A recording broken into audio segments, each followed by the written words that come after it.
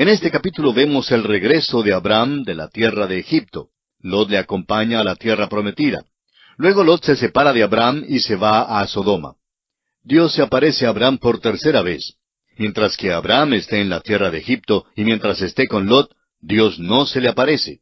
Pero al regresar a la tierra prometida y cuando se separa de Lot, entonces Dios sí se le aparece.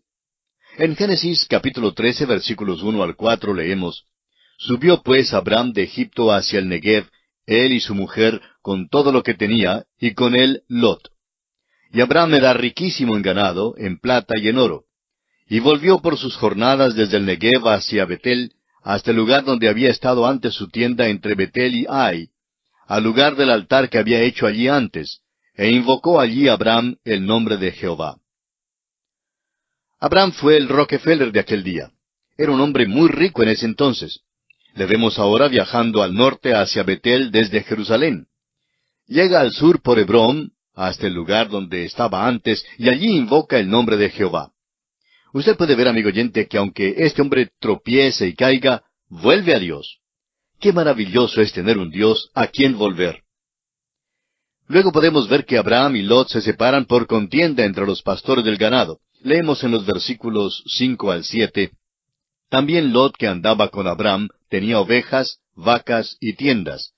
Y la tierra no era suficiente para que habitasen juntos, pues sus posesiones eran muchas, y no podían morar en un mismo lugar. Y hubo contienda entre los pastores del ganado de Abraham y los pastores del ganado de Lot. Y el cananeo y el fereceo habitaban entonces en la tierra. Usted puede ver, amigo oyente, que a Lot le fue muy bien en la tierra de Egipto y que él también era rico. La palabra de Dios es una palabra maravillosa, si solo dejamos que nos hable. Notaremos que Abraham adquirió dos cosas allí en la tierra de Egipto, y ellas le van a causar un dolor indecible. Una de las cosas que adquirió fue las riquezas. La otra fue una criada egipcia que se llamaba Agar, y luego leeremos más acerca de ella. Aquí las riquezas son las que le causan dificultad. Abraham y Lot tienen que separarse porque hay contienda entre los pastores del ganado. ¿Notó usted que el cananeo y el fereceo habitaban entonces en la tierra? Los pastores de Abraham y Lot se peleaban, y ellos no lo aprueban. Pues el cananeo le susurra al fereceo: Míralos, de nuevo se pelean. Entraron en la tierra y edificaron un altar al Dios vivo y verdadero. Por cierto que cuando primero llegaron aquí, estimábamos a Abraham y creíamos que era honesto y que hablaba la verdad. Pero véanlos ahora. Mira la contienda que tienen entre ellos mismos. No creemos que ahora el cananeo y el fereceo quedaran con una buena impresión acerca de Lot y Abraham. Amigo oyente, vamos a decir algo que a alguien le puede caer mal. No conocemos el lugar donde usted vive, pero si es como otros tantos lugares, incluyendo el mío también, podemos decir que los metodistas, los bautistas y los presbiterianos no se llevan muy bien. Hay contienda. A veces en algunas iglesias hay pleitos internos. Los que no son creyentes afuera saben todo acerca de ellos. A lo mejor esas personas pensarán: bueno, si el Evangelio es así, prefiero no tener nada que ver con el Evangelio. Bien puedo fácilmente estar metido en pleitos fuera de la iglesia. No me hace falta ser miembro de la iglesia para buscarlos. En Juan capítulo 13, versículo 35 leemos: En esto conocerán todos que sois mis discípulos, si tuviereis amor los unos con los otros. Esto es lo que dijo nuestro Señor Jesús. No dijo que los hombres sabrían que somos sus discípulos si somos fundamentalistas y organizamos una iglesia. Por supuesto que no. Si tuviereis amor los unos con los otros. El fereceo y el cananeo, ellos sí saben cuando hay pleitos en las iglesias, amigo oyente. Hay muchísimas personas que hoy no son ganadas para Cristo por causa de los pleitos que hay en las iglesias. El fereceo y el cananeo estaban viviendo en la tierra, y todavía viven en la tierra, y están muy cerquita de la iglesia suya. Leamos ahora los versículos 8 y 9 de este capítulo 13 de Génesis que estamos estudiando. Entonces Abraham dijo a Lot: No hay ahora altercado entre nosotros dos, entre mis pastores y los tuyos, porque somos hermanos. ¿No está toda la tierra delante de ti? Yo te ruego que te apartes de mí. Si fueres a la mano izquierda, yo iré a la derecha, y si tú a la derecha, yo iré a la izquierda. Es Abraham quien enfrenta el problema y hace la separación. Decimos que él es un gran hombre porque se requiere una nobleza de carácter para decir lo que le dijo a Lot. Abraham le pide a Lot que escoja lo que quiera, y él está dispuesto a quedarse con lo que sobre. En los siguientes versículos, comenzando con el 10 hasta el 13, leemos: Y alzó Lot sus ojos, y vio toda la llanura del Jordán, que toda ella era de riego, como el huerto de Jehová, como la tierra de Egipto en la dirección de Zoar, antes que destruyese Jehová a Sodoma y a Gomorra. Entonces Lot escogió para sí toda la llanura del Jordán, y se fue Lot hacia el oriente, y se apartaron el uno del otro. Abraham acampó en la tierra de Canaán, en tanto que Lot habitó en las ciudades de la llanura, y fue poniendo sus tiendas hasta Sodoma. Mas los hombres de Sodoma eran malos y pecadores contra Jehová en gran manera. Lot escogió un lugar bello. Es interesante pensar que Lot vivía con Abraham en la tierra. Sin duda que Lot al llegar la noche subiría el faldón de la tienda donde dormía y echaría un vistazo diciéndole a su señora: «Mi amor, ¿no es una vista muy bella lo que vemos allá abajo?». Por la mañana se levantaría y diría: «Pues parece ser tan atractivo por allá. La hierba siempre se ve más verde en aquel pasto». Y cuando llegó el día en que Lot tuvo que hacer la decisión de a dónde ir, sabemos la dirección que escogió. Ningún hombre cae de repente. Siempre ocurre durante un período. Sube el faldón de la tienda y comienza a ponerla hasta Sodoma, y ese es el principio. Y alzó Lot sus ojos y vio toda la llanura. Y va hacia aquella dirección. Ese fue el más grande error que Lot cometió en su vida.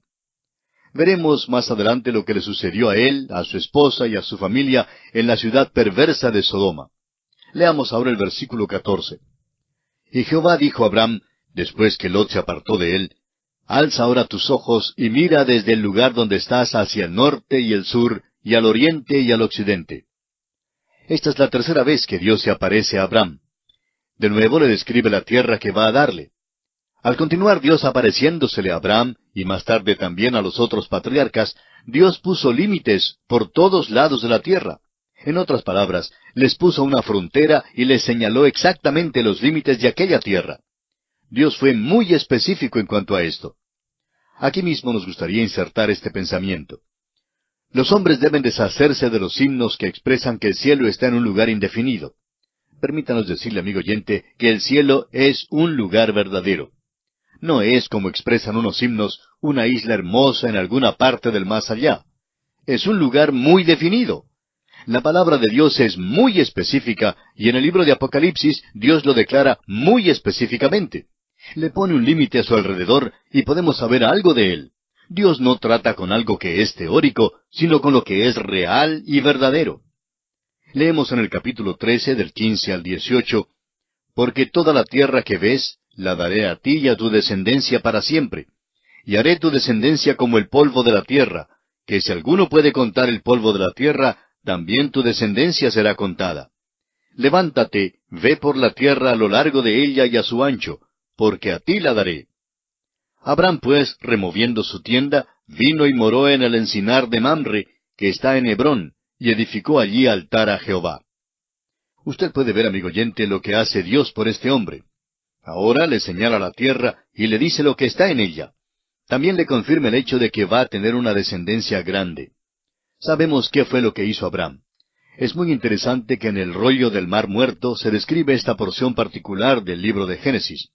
Nos da un relato directo de Abraham al caminar por la tierra a lo largo y a lo ancho de ella. Era una tierra maravillosa en aquel día. Vemos que Abraham se mudó de nuevo, pero donde quiera que iba, edificaba un altar. Siempre se podía saber dónde había estado Abraham. Él dejaba su testimonio. Los hombres han dejado una huella en la luna. Dejaron una bandera allá con este pequeño lema: «Hemos venido en paz». No dejaron una Biblia, la palabra de Dios. Bueno, no hubiera hecho ningún bien de todos modos, pero sí revela la diferencia en la edad y en el pensamiento del período en que vivimos. Lo importante para Abraham era un altar al Señor, y es exactamente lo que edificaba donde quiera que iba. Ahora, Mamre significa riquezas, y Hebrón significa comunión. Ese es un lugar maravilloso para vivir. Al parecer fue el hogar de Abraham y allí está enterrado. Es el lugar donde deseaba estar. Es un buen lugar para estar en medio de las riquezas y en el sitio de comunión con Dios. Ese es un lugar maravilloso para vivir y edificar un altar al Señor. Vamos a comenzar ahora el estudio del capítulo 14, y aquí en este capítulo se nos presenta la primera guerra de toda la historia, en la cual Abraham liberta a Lot. También se nos presenta al primer sacerdote, Melquisedec, el cual bendice a Abraham. Es un capítulo notable. Sin embargo, no parece caer bien aquí en esta historia. Uno siente que si se hubiera omitido, todavía habría continuidad. A pesar de esto, es uno de los capítulos más importantes en el libro de Génesis. Leamos los versículos 1 y 2 del capítulo 14. Aconteció en los días de Amrafel, rey de Sinar, Arioc, rey de Elazar, Kedorlaomer, rey de Elam, y Tidal, rey de Goim, que éstos hicieron guerra contra Bera, rey de Sodoma, contra Birsa, rey de Gomorra, contra Sinab, rey de Adma, contra Semeber, rey de Seboim, y contra el rey de Bela, la cual es Zoar. Estos versículos parecen servir de buen ejercicio para la pronunciación, ¿no le parece? Tenemos aquí un documento histórico. Los reyes del Oriente derrotan a los reyes de Sodoma y Gomorra. Ese es el informe de los primeros 11 versículos. Por algunos años, los eruditos críticos y radicales rechazaban esta narración. Decían que estos hombres no aparecen en la historia de ninguna manera, y puesto que no aparecían en la historia secular, esta era una historia ridícula. ¿Sabe usted, amigo oyente, que los nombres de estos hombres han sido hallados inscritos en monumentos y en lápidas? Por eso sabemos que sí existieron. En efecto, el nombre Amrafel, que se menciona en este capítulo, se lo conoce ahora con el de Hammurabi en una historia secular. Un hecho muy significativo que encontramos aquí es que hubo una guerra, y esta es la primera guerra que se menciona en la Biblia. Por tanto, vemos que los hombres comenzaron desde temprano a guerrear. En Génesis capítulo 14 versículos 3 y 4 leemos: Todos estos se juntaron en el valle de Sidim, que es el mar salado. 12 años habían servido a Kedorlaomer, y en el 13º se rebelaron. Es solo una narración histórica la que tenemos aquí, y no intentamos leer este capítulo versículo por versículo. Los reyes del Oriente llegaron y vencieron a los reyes que se habían juntado alrededor de la parte baja del Mar Muerto. Están listos para llevarlos cautivos. Si usted tiene un mapa en la parte de atrás de su Biblia, favor de buscarlo, y encontrará que a ellos casi les toca pasar por la tienda de Abraham para dejar el Mar Muerto. Viajarían cruzando el fértil camino con la forma de un arco, y luego volverían a la tierra de donde vinieron desde el oriente. Esto es interesante y sirve de relato histórico, y nos informa sobre la primera guerra. No vamos a entrar en todos los detalles. Al parecer, los reyes del Oriente habían luchado allí antes, y tuvieron sujetos a los reyes de Sodoma y Gomorra, pero ellos se rebelaron. Esto causó que los reyes del Oriente hicieran guerra de nuevo. Pero no creemos que la narración histórica sea el propósito principal del escritor al relatarnos esto. Lo significativo es que Lot estaba envuelto en esto, y Lot es sobrino de Abraham. Usted puede notar que Lot vivía en Sodoma y fue llevado cautivo. Como ya hemos sugerido, cuando los reyes del Oriente salieron de la región de Sodoma y Gomorra, viajaron hacia el norte por la orilla oeste del Mar Muerto. Francamente, eso no queda demasiado lejos de Hebrón y Mamre, donde moraba Abraham. Usted puede pararse donde Abraham se paró en aquel día, y puede ver cualquier movimiento que tenga lugar por allá en dirección al Mar Muerto. De modo que cuando le trajeron la noticia a Abraham, él salió enseguida a perseguir al enemigo. A continuación vamos a ver que Abraham vence a los reyes del Oriente, libera a Lot y recobra los bienes. Leamos ahora los versículos 12 y 13 del capítulo 14 de Génesis. Tomaron también a Lot, hijo del hermano de Abraham, que moraba en Sodoma, y sus bienes, y se fueron. Y vino uno de los que escaparon, y lo anunció a Abraham el hebreo, que habitaba en el encinar de Mamre el amorreo, hermano de Escol y hermano de Aner, los cuales eran aliados de Abraham. Vemos aquí que Abraham está acompañado de un grupo de hombres. Realmente tuvieron que aliarse en aquel día por causa de la persecución del enemigo, o de la llegada de un enemigo, y entre muchos habría seguridad. Si no permanecían juntos, se ahorcarían solos. Leamos ahora el versículo 14 del capítulo 14 de Génesis. Oyó Abraham que su pariente estaba prisionero, y armó a sus criados, los nacidos en su casa, 318, y los siguió hasta Dan. Lo que nos sobrecoge aquí es la revelación de la grandeza de las posesiones de Abraham. En su propia casa le fue posible armar a 318 hombres. Esto es sin contar las mujeres, ni los niños, ni los ancianos. Además, Abraham está ocupándose de un negocio bastante regular en esta región, con grandes grupos de ganado, los cuales él criaba. Lleva pues a sus hombres y persiguen al enemigo hasta Dan, que queda en el norte. Leemos en Génesis capítulo 14, versículo 15 lo siguiente.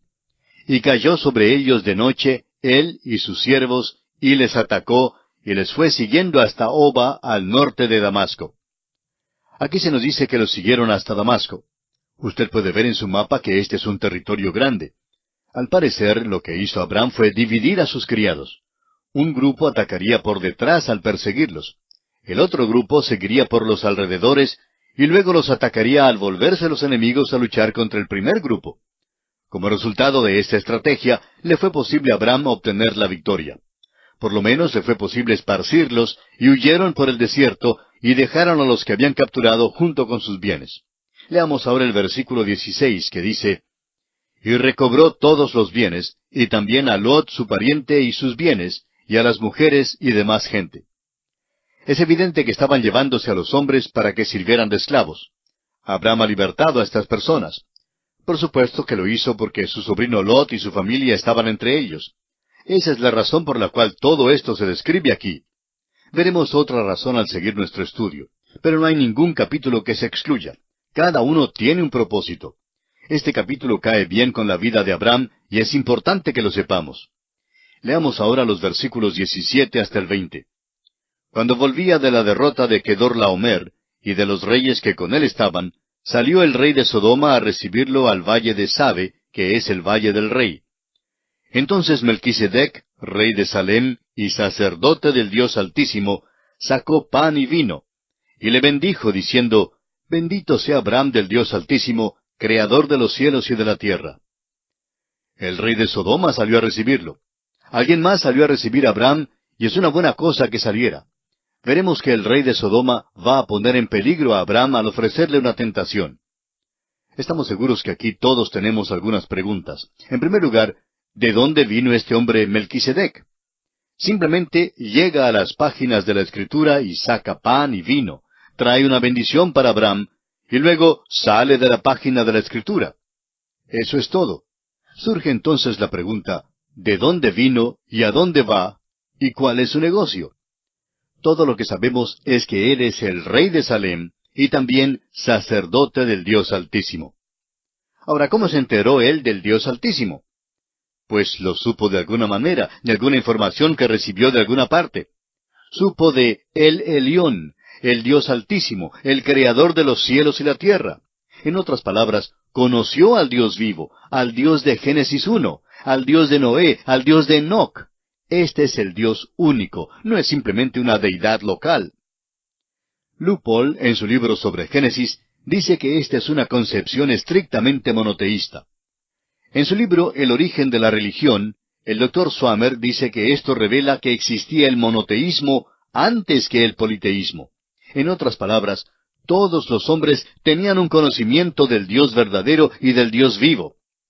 El apóstol Pablo en su carta a los Romanos capítulo 1 versículo 21 dice, Pues habiendo conocido a Dios, no le glorificaron como a Dios ni le dieron gracias, sino que se envanecieron en sus razonamientos y su necio corazón fue entenebrecido. Pablo dice que por esta causa comenzaron a adorar a las criaturas antes que al Creador. Sin embargo, nos encontramos aquí con un hombre quien es sumo sacerdote. Es sumo sacerdote para el mundo de aquellos días.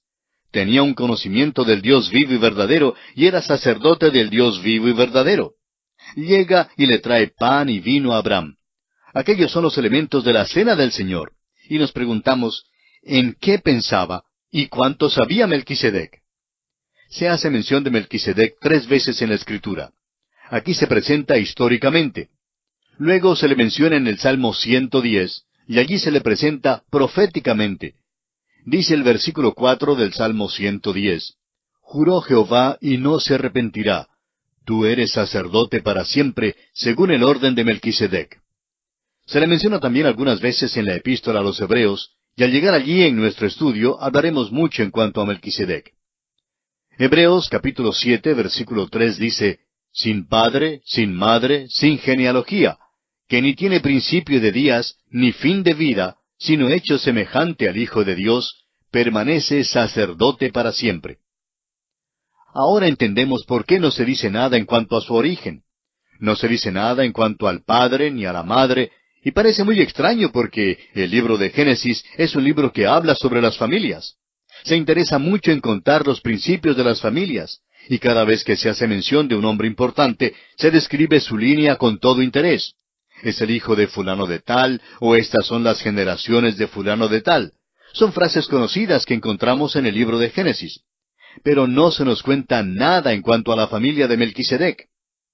La epístola a los Hebreos deja muy en claro que no se hace mención de ella, porque el sacerdocio de Cristo, desde su comienzo, es según el orden de Melquisedec. El orden del servicio del sacerdocio de Cristo sigue al orden de Aarón, en el cual nuestro Señor Jesucristo fue un sacrificio y entró en el lugar santísimo para sacrificarse Él mismo. Sin embargo, en su persona, nuestro Señor Jesucristo no tuvo principio ni fin de días. Por tanto, es según el orden de Melquisedec.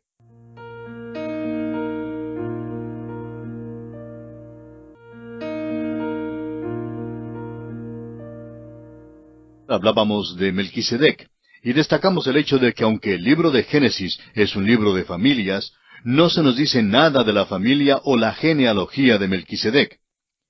La epístola a los Hebreos expresa con claridad que no se menciona la genealogía de Melquisedec, porque en lo que se refiere a su oficio de sacerdote, él fue un tipo de Cristo. Nuestro Señor es rey, es hijo de Abraham y es hijo de David. El evangelista Mateo nos dice esto y es importante que nosotros lo entendamos. Pero también Jesucristo es nuestro sumo sacerdote. Y es importante que entendamos que en lo que toca a la creación, Cristo no tuvo principio ni fin de días. Es el eterno Dios. Juan nos dice en el primer capítulo de su Evangelio que en el principio era el Verbo, y el Verbo era con Dios, y el Verbo era Dios. Y que dejó la gloria de los cielos, y que fue hecho carne, y vimos su gloria. Por tanto, lo que vemos aquí en Melquisedec es un tipo maravilloso del Señor Jesucristo. El versículo 18 nos dice, entonces Melquisedec, rey de Salem, y sacerdote del Dios Altísimo, sacó pan y vino. Esto nos recuerda las palabras del Señor Jesucristo cuando dijo, todas las veces que comiereis este pan, y bebiereis esta copa, la muerte del Señor anunciáis hasta que Él venga. Esta es la razón por la cual Melquisedec sacó pan y vino, porque él estaba anunciando aquí la muerte de Cristo. Es sobre esta base que bendice a Abraham. Bendito sea Abraham del Dios Altísimo, el Elohim, el Creador. Melquisedec era el sumo sacerdote del mundo de aquel entonces, y el Señor Jesús es el sumo sacerdote del mundo hoy en día. Aarón lo fue para Israel y para el tabernáculo. Melquisedec lo fue para el mundo de aquel día. Y nuestro Señor Jesucristo es según el orden de Melquisedec en su persona. Y la última parte del versículo 20 dice, y le dio a Abraham los diezmos de todo. Veamos ahora la prueba por la cual pasa Abraham. El versículo 21 de este capítulo 14 de Génesis dice, entonces el rey de Sodoma dijo a Abraham, dame las personas y toma para ti los bienes. Esta es una tentación para Abraham. Según el código de Hammurabi, este hombre Abraham tenía el derecho sobre los bienes y aún sobre las personas. El rey de Sodoma es muy astuto. Dice que él se quedaría con las personas y que Abraham podía tomar los bienes. Esta es una tentación para Abraham, y si él hubiera tomado los bienes, uno siempre diría, pues aquel hombre Abraham es un hombre rico porque Dios de veras le ha bendecido. Pero el rey de Sodoma habría dicho, Dios no le bendijo, yo se los di, y yo enriquecí a Abraham. Abraham pues se dio cuenta de esto, y entonces responde al rey. Leamos los versículos 22 al 24 de este capítulo 14 de Génesis. Y respondió Abraham al rey de Sodoma, he alzado mi mano a Jehová Dios Altísimo, Creador de los cielos y de la tierra, que desde un hilo hasta una correa de calzado, nada tomaré de todo lo que es tuyo, para que no digas, yo enriquecí a Abraham, excepto solamente lo que comieron los jóvenes y la parte de los varones que fueron conmigo. Aner, Escol y Mamre, los cuales tomarán su parte. Abraham está bajo la influencia de la bendición de Melquisedec, y es bueno que hubiera conocido a Melquisedec, porque Dios siempre nos prepara para enfrentarnos con cualquier tentación, con cualquier prueba que nos llegue. Y dice en la primera carta del apóstol Pablo a los Corintios, en el capítulo 10, versículo 13, «Pero fiel es Dios, quien no os dejará ser tentados más de lo que podéis resistir, sino que dará también, juntamente con la tentación, la salida, para que podáis soportar». Dios, pues, preparó a Abraham para enfrentarse con esta prueba. Al salir Abraham hizo un pacto con Dios. Había dicho, «Oh Dios, no estoy entrando en la guerra para adquirir los bienes. No tengo interés en las posesiones. Quiero restaurar y liberar a mi sobrino Lot. Permite que yo haga esto». Y Dios se lo permitió. Por eso Abraham se lo dice al rey de Sodoma, y esto entonces constituye un testimonio para con el rey. Lo que dice es, «Yo adoro al Dios vivo y verdadero, y he jurado que no tomaré nada de la guerra. Tú no puedes enriquecerme. No voy a dejar que me des ni un lazo, ni un hilito siquiera, porque si me los das, dirás que fuiste tú quien me ha enriquecido. Si me enriquezco, no será por causa tuya. Dios es quien lo hará». Note usted también, amigo oyente, que Abraham tiene también cuidado de dar la porción legítima a los otros hombres. Ellos tienen derecho a los bienes. Es justo que se les pague lo que comieron. En otras palabras, debe pagárseles por sus servicios. Pero Abraham, por su parte, se cuida de no tomar nada para él mismo. Y aquí concluimos el capítulo 14 de Génesis. Llegamos ahora al capítulo 15, y encontramos en este capítulo la cuarta aparición de Dios a Abraham. Dios se revela a Abraham de una manera más completa y reafirma sus promesas. Llegamos a uno de los puntos principales de la Biblia aquí en este capítulo. Y encontraremos otro punto principal más adelante en el capítulo 17. El versículo 1 de Génesis 15 dice, «Después de estas cosas vino la palabra de Jehová a Abraham en visión, diciendo, No temas, Abraham, yo soy tu escudo, y tu galardón será sobremanera grande». En esta cuarta aparición, Dios anima a Abraham y lo lleva más adelante. Abraham acaba de dar un paso grande de fe cuando salió a liberar a Lot y cuando rehusó recibir los bienes que el rey de Sodoma le había ofrecido. Por tanto, el Señor se le aparece para fortalecerlo. Dios le dice ante todo que Él es su escudo. Y amigo oyente, eso es maravilloso. Tal vez durante la batalla con los reyes, Abraham se encontró en peligro y no sabía si viviría o no. Dios entonces le recuerda que Él está listo para defenderle y le dice, «No temas, Abraham, yo soy tu escudo». Luego le dice que también su galardón será sobremanera grande. Le dice a Abraham que hizo bien en rechazar los bienes. «Soy tu galardón, Abraham. Te voy a galardonar». Qué maravilloso es cuando un hombre está dispuesto a simplemente creer a Dios y acudir a Él. Es maravilloso contemplar lo que Dios puede hacer con tal hombre y por tal hombre. El versículo 2 del capítulo 15 nos dice, «Y respondió Abraham, Señor Jehová, ¿qué me darás, siendo así que ando sin hijo, y el mayordomo de mi casa es ese Damaseno Eliezer?» Detengámonos aquí por un momento y notemos que Abraham es muy práctico. Amigo oyente, creemos que a Dios le agrada que seamos prácticos. Ojalá pudiéramos deshacernos de la piedad falsa y la actitud hipócrita que muchos asumimos hoy. Abraham le está diciendo a Dios que no quiere tener más riquezas. Le dice a Dios que no le faltan las riquezas. Lo que pesa de veras en su corazón es el deseo de tener un hijo. Le recuerda a Dios que todavía está sin hijo, y que Dios le ha prometido que será el padre de una nación, y que su descendencia será tan innumerable como la arena del mar. La petición de su corazón es, pues, un hijo. Según la ley de aquel día, la cual era el código de Hammurabi, Eliezer, el siervo de Abraham, actualmente el mayordomo, heredaría todos los bienes de Abraham para su descendencia. Por eso, si Abraham no tenía un hijo, todas las posesiones pasarían a posesión del hijo de Eliezer como herencia. Ahora los versículos 3 y 4 dicen, «Dijo también Abraham, Mira que no me has dado prole, y he aquí que será mi heredero un esclavo nacido en mi casa». Luego vino a él palabra de Jehová diciendo, «No te heredará éste, sino un hijo tuyo será el que te heredará». ¿Sabe usted, amigo oyente, que Dios es práctico cuando el hombre es práctico con él? Dios asegura a Abraham que el heredero no vendrá por su siervo. Dios le dice de nuevo que tendrá un hijo. Así pues, Dios lo toma de la mano y lo lleva fuera bajo las estrellas. Ahora sabemos que era de noche porque leemos en el versículo 5, y lo llevó fuera y le dijo, mira ahora los cielos y cuenta las estrellas si las puedes contar. Y le dijo, así será tu descendencia. Primero, Dios había dicho a Abraham que su descendencia sería tan innumerable como la arena en la orilla del mar. Ahora le dice que su descendencia será tan innumerable como las estrellas de los cielos. Por tanto, este hombre Abraham realmente tiene dos descendencias. Una descendencia es física, y esa es la nación de Israel. La otra descendencia es espiritual, y esa es la iglesia. Ahora, ¿cómo se llega a ser parte de esa descendencia espiritual? Solamente por la fe. El apóstol Pablo declaró a los Gálatas que eran hijos de Abraham. En su carta a los Gálatas, capítulo 3, versículo 29, dice, y si vosotros sois de Cristo, ciertamente linaje de Abraham sois, y herederos según la promesa. Estos eran los descendientes de Abraham por la fe en Jesucristo. No es la descendencia de Abraham según la línea natural. Un predicador tuvo el privilegio de hablar a un grupo de jóvenes judíos hace muchos años. El predicador habló de las glorias de la ley mosaica y del cumplimiento de aquella ley en la persona de Cristo Jesús. Comenzó por decirles que se alegraba hablarles porque ellos eran los hijos de Abraham. Pero les dijo que él también era hijo de Abraham. Ellos se miraron unos a otros con gran sorpresa.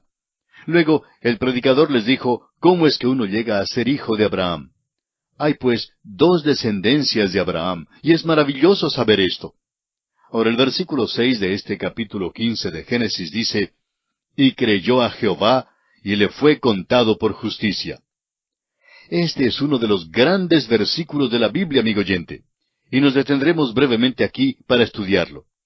Usted recuerda que Dios había llevado a Abraham de la mano y lo condujo afuera bajo las estrellas. Sin duda, Abraham pudo ver unas 4,000 estrellas, quizá más. Había más de 50,000 en esa región donde él miraba. No las podía contar, pero Dios le dijo que si las pudiera contar, luego bien podría contar su descendencia. Él no las pudo contar, y nosotros no podemos contar sus descendientes hoy día. Abraham creyó a Dios. Lo que esto significa en realidad es que Abraham dijo un amén a Dios. Dios dijo, haré esto por ti. Y Abraham le dijo a Dios, te creo. Amén. Y le fue contado por justicia. La fe, amigo oyente, es contada por justicia. Eso es tan importante que tenemos que verificarlo. El apóstol Pablo lo usa en su epístola a los Romanos capítulo 4 versículos 1 al 5, diciéndoles, ¿qué pues diremos que halló Abraham nuestro padre según la carne? Porque si Abraham fue justificado por las obras, tiene de qué gloriarse, pero no para con Dios. Porque, ¿qué dice la Escritura? Creyó Abraham a Dios y le fue contado por justicia. Pero el que obra, no se le cuenta el salario como gracia, sino como deuda. Mas al que no obra, sino cree en aquel que justifica al impío, su fe le es contada por justicia. Abraham encontró, según la carne, que no podía ser justificado por las obras. Se dio cuenta que su fe no era justicia, pero que Dios la contó por justicia. Es una recompensa de la gracia. Aún la fe no es una obra de la cual podamos gloriarnos. La fe le es contada por justicia. Si uno puede obrar para ganar la salvación, entonces Dios le debe a uno la salvación. Se la debe a la persona que la gana. Pero amigo oyente, Dios nunca salva de otra manera sino por la gracia. Nunca ha tenido otro método para salvar. Si usted es salvo, es porque creyó a Dios, aceptando a Cristo Jesús como su Salvador personal. Cree que Dios le ha provisto la salvación. Al que no obra para obtener la salvación, al que no obra, es decir, al que no hace nada para merecerla, su fe le es contada por justicia. Cree en aquel que justifica al impío. ¿A qué clase de personas justifica? A los impíos. La fe es contada precisamente por lo que no es. Esos son hombres impíos, injustos, pero la fe les es contada por justicia, y es por eso que los que están sin Dios y luego creen, son declarados justos. Mas al que no obra, sino cree en aquel que justifica al impío, su fe le es contada por justicia. Es contada por lo que no es. Abraham, pues, creyó a Dios. Aceptó simplemente lo que le decía Dios y creyó a Dios. Así es como se salva el pecador, y así es como usted, amigo oyente, puede ser salvo, simplemente creyendo que Dios ha hecho algo por usted, que Cristo murió por usted y que resucitó. Dios entonces le declarará justo al aceptar usted a Cristo Jesús como el Salvador de su alma. En el tercer capítulo de la Epístola a los Gálatas, los versículos 6 al 9, encontramos esta misma gran verdad. Dice allí: Así Abraham creyó a Dios y le fue contado por justicia. Sabed por tanto que los que son de fe, éstos son hijos de Abraham. Y la Escritura, previendo que Dios había de justificar por la fe a los gentiles, dio de antemano la buena nueva a Abraham, diciendo: En ti serán benditas todas las naciones. De modo que los de la fe son bendecidos con el creyente Abraham. La fe, amigo oyente, la fe que Abraham tuvo, le hizo fiel a Dios. Pero no es salvo por serle fiel, es salvo por creer a Dios. Y eso es de suma importancia. Volvamos ahora al capítulo 15 de Génesis y leamos los versículos 7 y 8 que dicen: Y le dijo: Yo soy Jehová, que te saqué de Ur de los Caldeos para darte a heredar esta tierra. Y él respondió: Señor Jehová, ¿en qué conoceré que la he de heredar? Vemos aquí cuán práctico era Abraham. Cree en tratar con la realidad. Y creemos que hoy nos hace falta hacer lo mismo. Nos hace falta la realidad en nuestras vidas cristianas. Y si no hay realidad en su vida, amigo oyente, entonces no hay nada allí. Demasiadas personas hoy día se hacen niños que quieren jugar cuando se trata de la iglesia. Pero Abraham, en su manera muy práctica, pregunta a Dios cómo es que va a conocerlo. A Abraham le gustaría tener esto por escrito. Después de todo, Abraham no tenía un título de propiedad de la tierra. Dios le dice: Abraham, me alegro que me hayas preguntado, porque me voy a encontrar contigo en el tribunal, y ante el notario público voy a legalizar este pacto que hago contigo. También vas a tener un hijo. Voy a hacer un pacto contigo y vamos a reunirnos allí, y yo firmaré en la línea correspondiente. Quizá usted dirá que nos estamos alejando un poco del texto de nuestro estudio de este libro de Génesis, porque no se encuentra nada acerca de una reunión entre Dios y Abraham ante el notario público en un tribunal. Amigo oyente, permítanos decirle que, según la ley de aquel entonces, eso es exactamente lo que Dios quiso decirle a Abraham. Leamos ahora los versículos 9 y 10 de este capítulo 15. Y le dijo: Tráeme una becerra de 3 años, y una cabra de 3 años, y un carnero de 3 años, una tórtola también, y un palomino. Y tomó él todo esto, y los partió por la mitad, y puso cada mitad una enfrente de la otra, mas no partió las aves. Dios le dijo que alistara las cosas que se emplean en el sacrificio. Trae una becerra, una cabra, un carnero, y pártelos por la mitad. Pon cada mitad una enfrente de la otra. No partas las aves, sino pon una acá y la otra al otro lado. Ahora esa es la manera en que los hombres hacían el pacto en aquellos días. Arreglaban un sacrificio así como este, y los dos hombres que estaban haciendo el pacto lo declaraban. Se ponían de acuerdo para comprar o vender, y acordaban el precio, y después de llegar a un acuerdo firme, los dos se juntaban de la mano y pasaban por medio del sacrificio. En aquel entonces, esta ceremonia correspondía a lo que hacemos nosotros hoy en día, de ir al tribunal y firmar ante un notario público. Eso es exactamente lo que ocurrió aquí. Y vemos que Abraham alistó todo según las instrucciones que Dios le dio.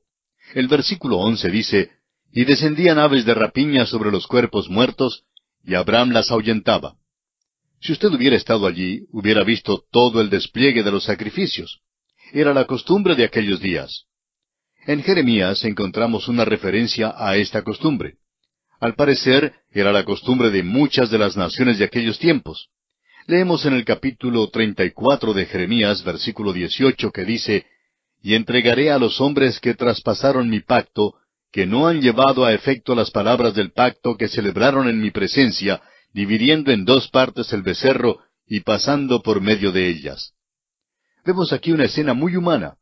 Abraham lo ha preparado todo, y mientras espera al Señor, las aves del aire descienden, es decir, el gallinazo, el buitre, los cuervos y las demás aves que comen cuerpos muertos, y Abraham está allí ahuyentándolas. Todas habían llegado a banquetear, y es como si dijeran: Bueno, Abraham, por lo visto, el que hace el pacto contigo no ha aparecido. tal vez llegará tarde. Y Abraham respondía, sí vendrá, y no tardará.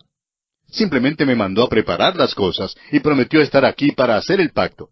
Ahora leamos el versículo 12. Mas a la caída del sol sobrecogió el sueño a Abraham, y he aquí que el temor de una grande oscuridad cayó sobre él. Abraham es paralizado en sueños y puesto a un lado. Parece algo extraño. Dios le paraliza en sueño cuando debe hacer el pacto. Este es un pacto extraordinario, amigo oyente. Dios va a pasar por en medio del sacrificio porque Dios le ha prometido algo a Abraham. Pero Abraham no va a pasar por el sacrificio porque Abraham no le está prometiendo nada. Simplemente creyó a Dios. Eso es todo. Amigo oyente, eso es exactamente lo que tuvo lugar hace más de 2000 años. Porque de tal manera amó Dios al mundo, que ha dado a su Hijo unigénito, para que todo aquel que en Él cree no se pierda, mas tenga vida eterna. Dios el Padre amó tanto al mundo, que dio a su Hijo unigénito, y el Hijo estuvo de acuerdo en venir a la tierra y morir por los pecados del mundo, los suyos y los míos, para que todo aquel que cree en Jesucristo no se pierda, sino que tenga vida eterna. El Evangelio de Juan capítulo 3 versículo 16 nos habla de eso. Yo no estuve allí hace más de 2000 años para hacer el pacto, pero Dios el Padre y Dios el Hijo lo hicieron. Yo no pude prometer nada, ni usted tampoco. Abraham, pues, no hace promesa alguna. Supóngase que Dios hubiera dicho a Abraham, Abraham, si solo me prometes decir tus oraciones todas las noches, te haré esto. Y supóngase que una noche Abraham se hubiera olvidado de orar. Pues hubiera violado el pacto, y Dios no hubiera estado obligado a cumplir con su parte. Pero gracias a Dios, esa no fue la manera en que hizo Dios el pacto.